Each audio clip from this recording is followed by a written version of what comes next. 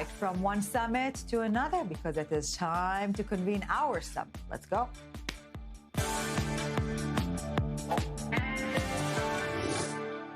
So tonight we are delighted to welcome from Austin, Texas, Ambassador Edmund Fitton-Brown, the Senior Fellow at the Foundation for Defense of Democracy, former British Ambassador to Yemen. From Florida, Dr. Eric Mandel, Founder and Director of the Middle East Political Information Network, and from London, ex-diplomat, geopolitical expert, podcaster, Peter Curzon. Thank you, gentlemen, so very much for joining us tonight, because we want to ask who's on board.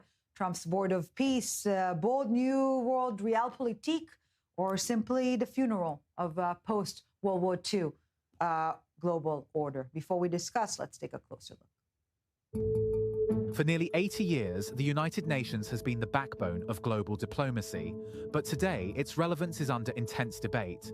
Supporters argue the UN still matters. It delivers humanitarian aid, coordinates global health responses, and provides a rare forum where rivals talk instead of fight. Even critics admit, without it, many crises would likely be worse. But critics say the system is fundamentally broken.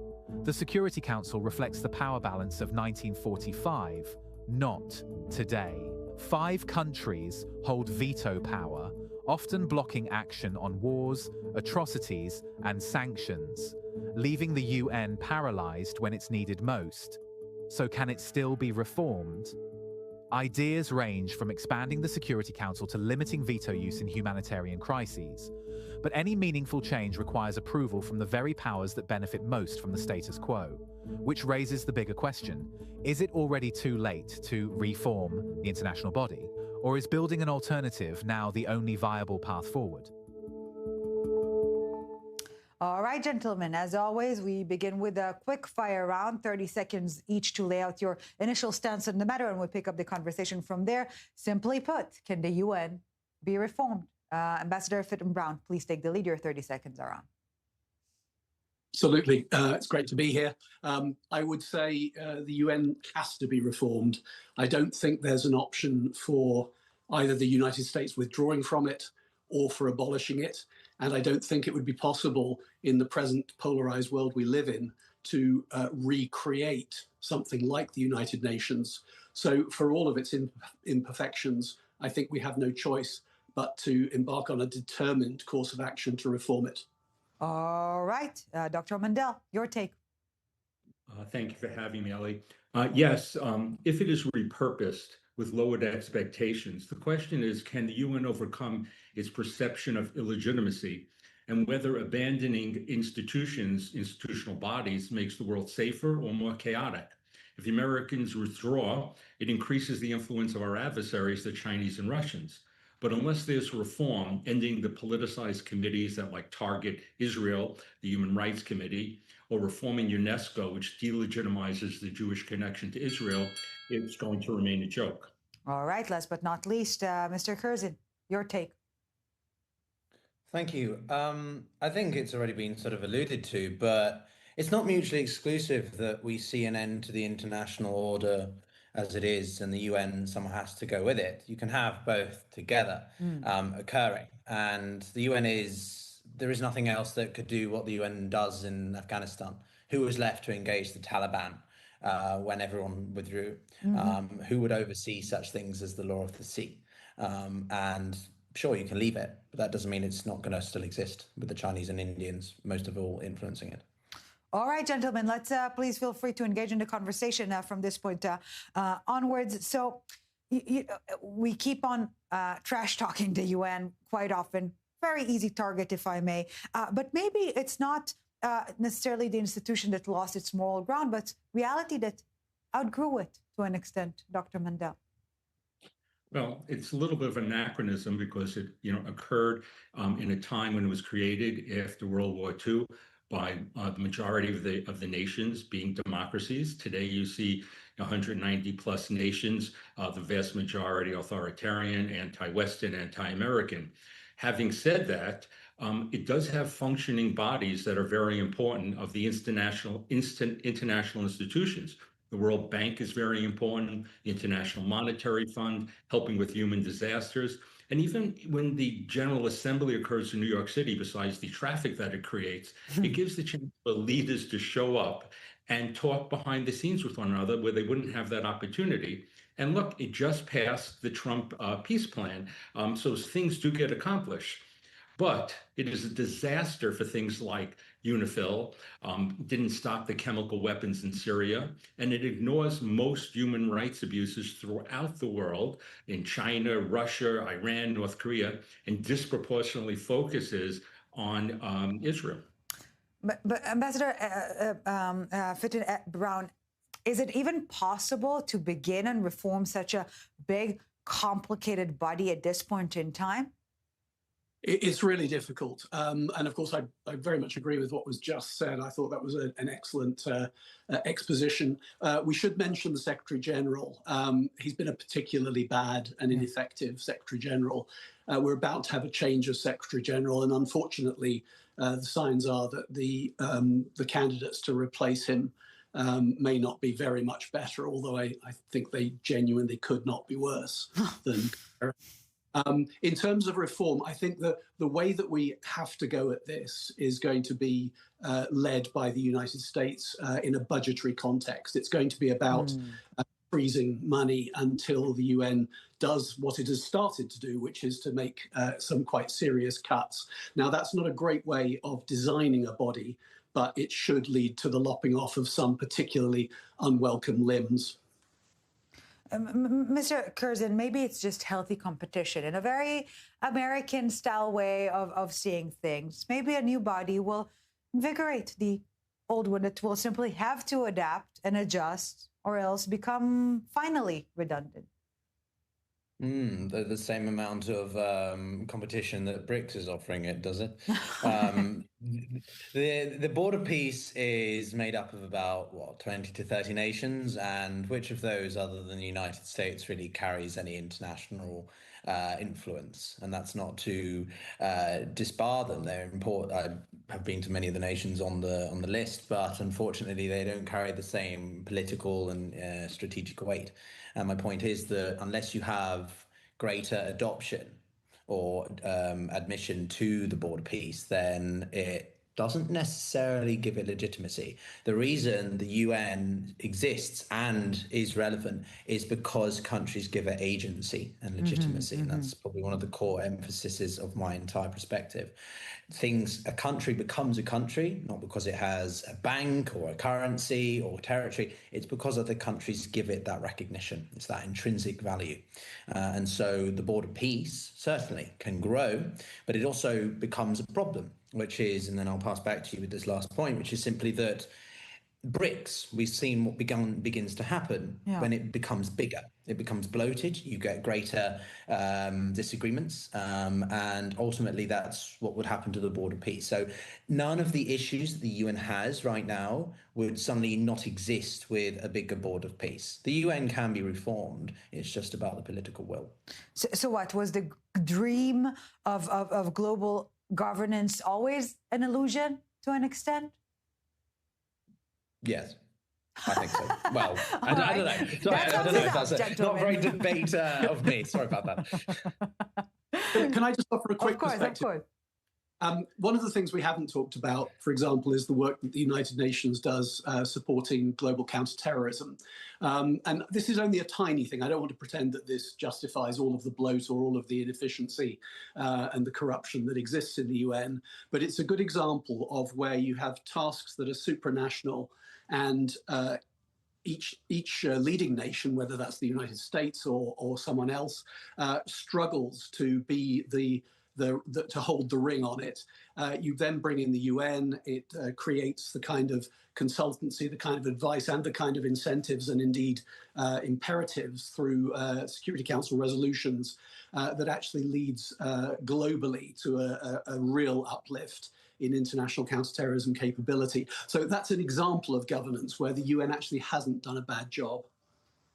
So, and if I could just tag on to that from the ambassador, like the point about Afghanistan, I think is critical here, because when the US-led coalition withdrew, there was nobody willing to engage the Taliban because no legitimate country wants to be seen as the first to, well, engage the Taliban, right? Not even the Russians or the Chinese. This is obviously beginning to change now with current circumstances. But the only entity that existed with the reasonable capacity as well was the UN. And you've got 25+ million people, I can't remember the exact population figures, who are in dire need of humanitarian aid and support. And therefore the UN goes in. And I can also say from my experience in Africa, like the UN is really the only body with that global reach. It depends on much funding and, of course, again, political will. But Ethiopia, DRC, all of the conflicts that are ongoing in Africa exist. And ironically, the biggest upholders of the idea of the UN Charter are the countries that came out of decolonization, the African states, because they understood and understand that they have to deal with the hand that they've been given, manage the territorial integrity, the sovereignty. And they're some of the staunchest. We've seen the comments from Kenya towards Russia's invasion of Ukraine, for example. And yet, if I may, it reminds me of this bit by the legendary, brilliant Israeli satire writer, Ephraim Kishon, who had this story about a lion running away from the zoo and then walking into one of the main government offices and eats one clerk, goes to bed. The second day he comes and eats another clerk, goes to bed. The third day, the fourth day he eats the woman who hands out tea, and then in 10 minutes they called police. So no one realized the lion went off, is missing from the zoo, and no one felt those clerks are missing as well. Only when those who actually do things went away, then someone realized there's something. So if the UN institutions per se are gone tomorrow, will we feel the difference? Well, I just wanted to jump in. We already do. Because my world is primarily the Middle East and U.S. relations in the Middle East. And it has been a terrible history of the United Nations in the Middle East. If you look at what's going on in UNIFIL right now, basically in Lebanon, they've if anything, they've protected Hezbollah. They haven't done their mission. You can go back to 1967 when the UN basically abandoned where they were supposed to be and let the Egyptians close the Straits of Tiran. So you have a situation, we have to ask ourselves, what was the UN's purpose? It was to promote peace after World War II, protect civilians, universal human rights, prevent war, manage conflicts, and coordinate cooperations. And it has done a very bad job about that. So maybe the hybrid that we should have is not the Board of Peace alone, not the UN alone, but maybe we want a coalition of willing democracies and maybe build upon it so there is not an abandonment after a mission is completed. It doesn't have to be the set that we have right now. Keep what's good. I think the IMF, the World Bank, and things that aren't so good, I think they need to be defunded. And really, that's the only currency that the United States has. Ambassador Fitton-Brown, I can see that you're in agreement here. And maybe this is the zeitgeist to an extent, not the bug, but the feature, so to speak. We see regional blocs, let it be the Arab League or ASEAN, and all those, maybe they sometimes move much faster than the UN. Maybe the world is fragmenting into regions, and it is not performing by reason. I mean, I think that's a fair point. And regional blocs certainly have their place, but you will always find that they want to work with some kind of international ring holder. And I think this point that our colleague was making about Afghanistan is really important. I'd like to underline that. There are so many orphan issues in the world. If they're not orphan issues, they're supranational, and nobody's willing to sort of take them on as their main responsibility. One moment when I concluded that the United Nations, for all its faults, was really necessary was when Yemen fell into chaos. And a little bit like Afghanistan, nobody really wanted to own it. But you end up with a sort of a combination of the concerned states. Now, that might be in the case of Yemen, that was often the Saudis, the Emiratis, the United States. Yeah. In the case of Afghanistan, it might be the neighboring countries. You might be talking about Tajikistan and China and Pakistan or something of that kind, but always working with some international validation, because the danger with regional blocs can't replace the UN. if you were to replace the UN, you'd have to design something like it. And as I said earlier, in the present polarized world that we have, you could not reach agreement on what that should look like. And the Board of Peace, I think, is not going to succeed in that area. We can already say, of course, that the Security Council played ball with the Board of Peace. It passed the resolution to support the role of the Board of Peace. But the Board of Peace has already moved on to a very different model from what was envisaged at that time, and which, of course, is far beyond what was approved by the Security Council. And if I can just again add to that, I think that ultimately it's about agency, and the Board of Peace is seen as a bit of a joke by some of the biggest players that are going to be growing. Right, one of the core critiques of issues with the UN is the Security Council. When we talk about the UN, we often talk about just the Security Council, and people who don't work in it or study it don't understand how complex the UN is. And the Security Council is grossly unrepresentative of the international community now. The British and the French are not the powers that they were, and the country, Japan, and systemically Brazil, paralyzed. Yes, it is paralyzed, and there's nothing you can do to change it, because for you to change the Security Council requires the Security Council. So it's a bit of a ridiculous situation. So ultimately, what I can envisage to an extent is that the UN is more streamlined. I think a simpler, smaller entity that focuses on data collection, administrative elements, humanitarian provision through specific means, working with the African Union, with the Middle East, Arab League, for example, or ASEAN. The UN has been incredibly important for Myanmar. I think this is where it goes. But again, it's about political. Jump in, Ellie? Dr. Mandel, please. Yes, of course. Yeah. First of all, I agree about the streamlining and repurposing it, but I think it's unfair to call the Board of Peace what has evolved to, but we're dealing with something that really its primary purpose is regarding the Gaza Executive Board and the Technocratic Board and these and the International Stabilization Force that's going to come. And I have to say, without the American leadership here, you would not have basically a ceasefire now. You would not have all the living hostages back. Israel will not be controlling 59% of the yellow zone. Without American taking the lead here, and whether you call it the Board of Peace or not, I can't call it, I really think it's totally unfair to call it a joke, because it has some real accomplishments here, however you phrase it. The greater idea of a Board of Peace that has many that maybe people think is replaced in the UN is a different story. But its first mission has gotten off actually much better than expected. What will happen next, I don't know, but certainly better than anything the UN has done. Well, I know what will happen next. We're taking a very short break, but when we get back, we dive in deeper into the prospects of this Board of Peace to actually succeed. And you all, gentlemen, are well-versed with what is happening here in the Middle East. And as the first test case, this is also very important. So a very quick break. We'll be right back. Welcome back. Thanks for staying with us. Also still with us, Ambassador Edmund Fitton-Brown, Dr. Eric Mandel, and Mr. Peter Curzon. Thank you, gentlemen, very much for staying with us. So Trump's Board of Peace is selling seats at $1 billion a pop and skipping international law and rewriting it instead. The UN wants the referee is now watching from the stand. So the question isn't really who runs peace now, rather, can peace be run at all? Let's take a listen. I've always said the United Nations has got tremendous potential, has not used it, but there's tremendous potential in the United Nations. And you have some great people at the United Nations, but so far it hasn't. You know, on the 8 wars that I ended, I never spoke to the United Nations about any of them.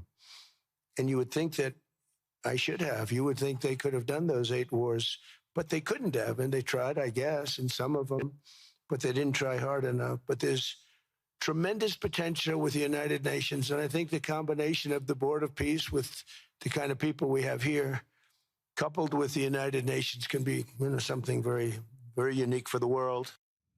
All right, gentlemen, we've alluded to that in the previous part, but for the sake of the game, simply put, can the board make peace in the Middle East? Dr. Eric Mandel, a quick fire round, 30 seconds each. Take the lead, please. I don't know if anybody can make peace in the Middle East because I don't think people want to see what the reality is. Here in the States, people don't realize the threat of jihadism, whether it's the Muslim Brotherhood here. And I don't think people see the America's adversaries with open eyes, especially Qatar and some frenemies like Turkey. But I will give the Board of Peace some credit. They did bring on a UN official who's very good. I've met a Bulgarian diplomat, Nikolai Maledev, who is going to head the International Oversight Committee. So what I think basically is, can anybody make peace there? It's lowering the flames. Peace is the wrong word. All right. Mr. Peter Curzon, your take. Sure, I think that my fellow colleague has it right, that it's going to be incredibly difficult to see permanent peace in the Middle East, partially because of the arbitrary lines by which the British, French, Russians and others just carved it up. So certainly that's part of the problem. But again, it goes back to what I said before, which is Trump is wrong to say that the UN didn't do anything. The UN can't do anything because it's the nation states that prevent it from doing so. The UN Security Council would love to do things, but the council members prevent it from doing so, and that includes in the Middle East. And I think the Board of Peace is going to be more, it'd be better to focus on one issue than try to become the UN as well, because they're just going to dilute each other and undermine each other's missions. Ambassador Edmund Fitton-Brown, wrap it up for us, the quickfire round, of course. Yeah, I mean, I think we're all in pretty much agreement about this, that some good work is being done in relation to Gaza. It's good that we have a ceasefire. And it's a reminder that the United States remains the single most important country in terms of leading the sort of international direction. That's not to say the US is always right, but the US has, I think, also used its position on the Security Council very wisely, and has often prevented decisions being taken by the Security Council that would have been taken in the or by the General Assembly. Yeah, so gentlemen, and again, please feel free to engage in the conversation from this point onwards. We tend to illustrate the situation as if France and the UK and Germany refused to join, but the UAE and Pakistan and then Hungary signed in as a quote unquote a bad indication. But without them, does the board lose legitimacy or maybe gain freedom from Western meddling that we know is somewhat limiting? Dr. Mandel. I think the board is about President Trump and his envoys, Woodcock, Kushner, and Marco Rubio, who I worked with some people in his office who I have great respect for. So it almost doesn't matter what the other countries do. It could give some superficial cover, but I think it is all about what President Trump wants to do. And right now, if we're talking about the Middle East, what is he going to do in Iran? All eyes are on there. So what is it a Mar-a-Lago with a UN logo? Yes. If I can be honest, we've been very cordial up until this point, but now we're going to get slightly different. I think I have very strong criticisms of Donald Trump. I don't want the UN, and I don't think that the Board of Peace should be just led by the US, especially under this administration. He's destroying so many things that have enabled the United States to be the hyperpower that it is, including his own alliance network. I think, again, it goes back to what I said earlier, which is I think the Board of Peace would be better at focusing on one issue, which is what it was first created to be about, Gaza and the Middle East. Bringing it into everything is a problem, and I think it only undermines its own cause. And to be blunt to you earlier in your sort of partial question about the Western powers being not joining, does that affect its legitimacy? Yes, it does. Not because I think that the Board of Peace doesn't have any application potential. Don't get me wrong. I like that Trump is trying to do things. I think that is refreshing. I just don't necessarily think it's the best way he goes about them, and alienating other countries or insulting the British by saying that we did nothing in NATO in Afghanistan is not a way to go about it. No. Ambassador Fitton-Brown, are we seeing the first, maybe not first, but advanced steps in the attempt to privatize peace? Do big donors make diplomacy faster, easier, or just dirtier? It's a really interesting question. I mean, and of course, we can't ignore the fact that the private sector and big and billionaires do increasingly play a role in foreign policy. But I'd like to come back to Gaza again, because I think that last point was really important, and say, I don't think the Board of Peace is fit for purpose beyond Gaza, but it does have an important role to play in Gaza. And I think where we need to look for the health of the Trump peace plan, and I think the Trump peace plan is really important, it's in the formation of the International Stabilization Force. Right. And that is proving very, very difficult. Yeah, and no one wants in, simply put. And in this respect, it is important to know that the Board of Peace, it's like the top tier of this franchise, but the two lower tiers are the ones to actually address more directly the situation in Gaza. Dr. Mandel, so what would be the first test, so to speak? Well, the president has said he has a 2-month deadline for Hamas to disarm, or all hell will break loose. So the International Stabilization Force is not going to do it. Who is going to do it? That means the IDF has to go in and do it. And I just came back from the Middle East, and it's going to take Israel, no matter Board of Peace or not, at least 9 months to go in and demilitarize and disarm Gaza. And that is because over 70% of the tunnel network is still there. Yeah. So we're dealing with a situation that could explode, and the president we see does follow some deadlines.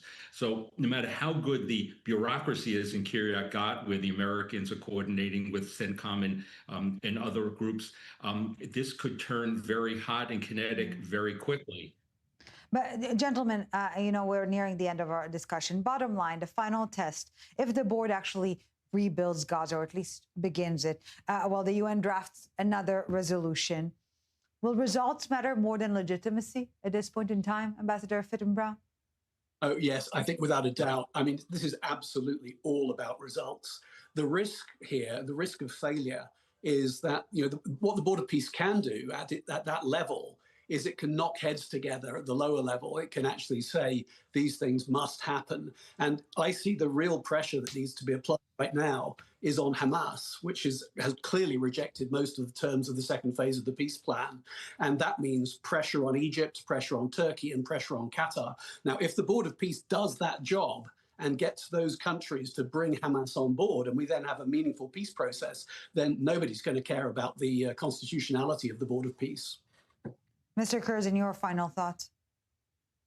No, I think it's very aptly put, and it's been a pleasure having our back and forth as we did on this debate, because it's very challenging. But I would say that there is an extent of truth to that, and it makes me think of the expression, better to ask for forgiveness than to ask for permission, in the sense of maybe it is that Trump takes the initiative. They do what is necessary to stabilize Gaza, because the UN has for too long been unable to operate, again, for different reasons. And very much I believe in what the UN represents, but I'm obviously very critical of its format. And ultimately, if the Board of Peace is able to achieve something and we see shifts occurring, then that is ultimately what you need to see occurring in international relations and geopolitics, especially in the Middle East. Well, you always heard the one you love, right? Dr. Mandel, maybe bring it back home. Final sentence, briefly, if you may. Hope for the best, expect for the worst in the Middle East. And I think that is how everybody You want to get out, but it pulls you back in. This is the American romance with the Middle East. Gentlemen, if I may join the rejoicing of our mutual conversation today. It has been an absolute pleasure. Mr. Edmund Fitton-Brown, Dr. Eric Mandel, Mr. Peter Curzon, thank you so very much for joining us. Till the next